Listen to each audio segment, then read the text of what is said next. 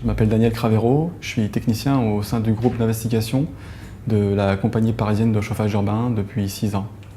Il faut savoir que le réseau CPCU fait environ 500 km sous terre. C'est un réseau qui peut avoir jusqu'à 100 ans dans certains quartiers, donc c'est normal qu'il y ait des fuites.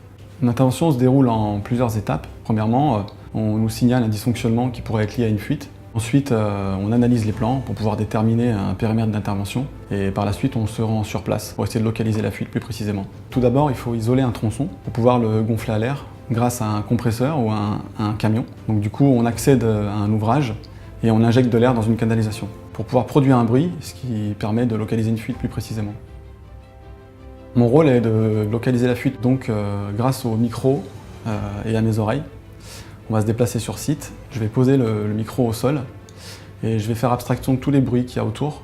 Une fois que j'ai détecté un bruit qui me parle, je vais demander à mes collègues d'arrêter le compresseur. Et lorsque ce bruit disparaît, je peux dire précisément que la fuite est à cet endroit-là. Je dirais que le pourcentage de fiabilité de mes recherches de fuite sont à 95%. Et ça peut se jouer jusqu'à 20 cm maximum. L'intérêt de repérer une fuite aussi précisément est de pouvoir ouvrir la chaussée au bon endroit. Ouvrir au bon endroit pour les équipes de la CPCU permet de réduire le temps de chantier et de travailler plus efficacement pour pouvoir remplacer ou réinspecter cette canalisation.